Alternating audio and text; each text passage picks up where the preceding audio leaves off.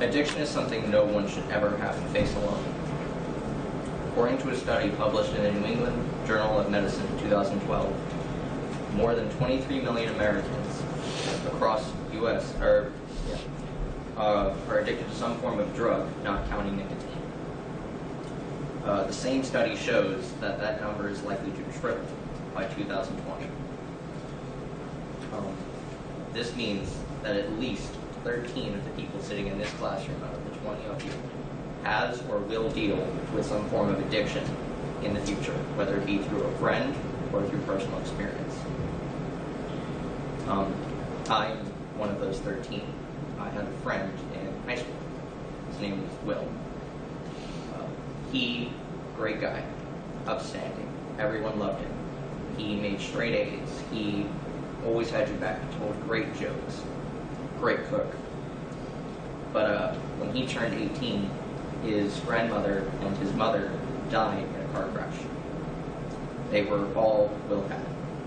And he had no one else except a meth-addicted uncle. My buddy Will was sent to live with the uncle because they didn't know at the time he was addicted to meth. After about a year with his uncle, my buddy Will developed a meth addiction. And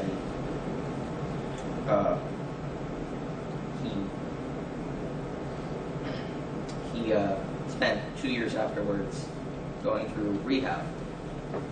And I was right there with him, so was a couple of other family members. And we helped him get through it, but he struggled the whole time. He told me multiple times that it felt like he was alone, that nothing could ever help him. And watching him go through this was a terrible thing.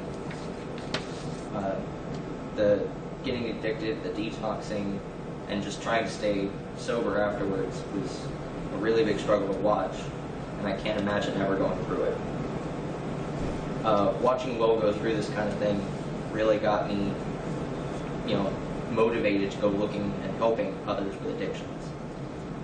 So I spent quite a while looking at, nonprofits, groups, hospitals with rehab programs, how I could help, what the recovery rates were. And I found several, but none really caught my eye until I found the Heron Project.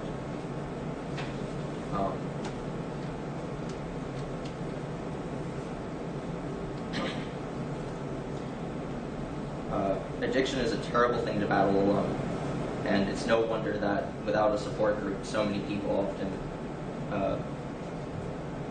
wind up not getting help.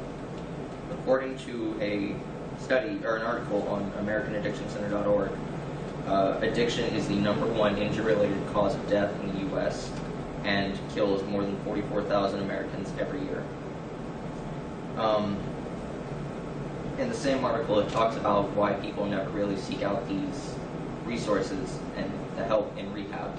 And it's either because they don't think they have a problem, or they're too ashamed or afraid to go seeking the help, thinking they'll be judged.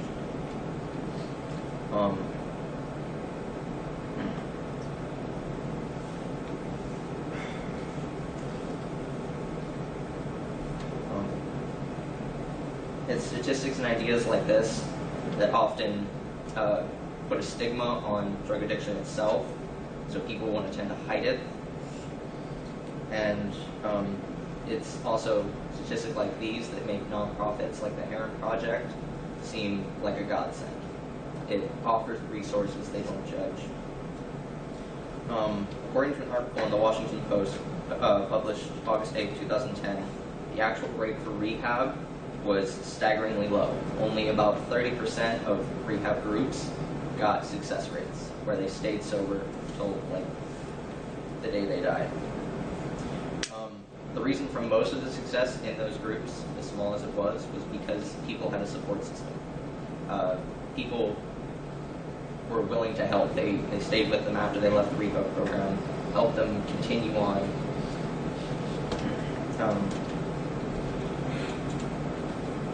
And it's scientifically shown that no matter what you're dealing with, whether it be addiction or something else, if you have a support program or a support group, you're more likely to, in fact, recover from whatever it may be, whether it be a traumatic experience or addiction itself.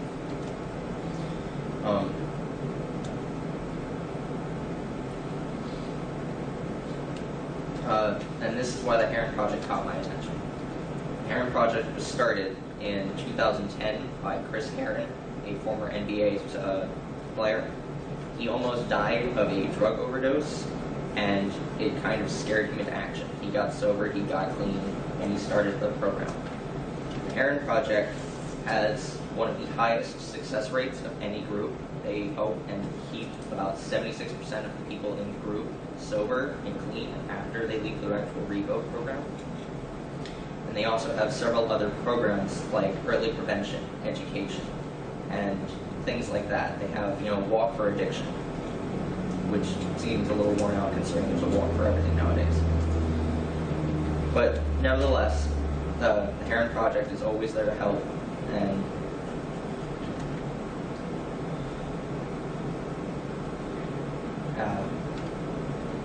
and the Heron Project is paired with numerous clinics across the United States to help people in rehab programs and to get people into rehab programs. They have also paired with several law enforcement agencies to help get people who are addicted and involved with drugs into programs and help.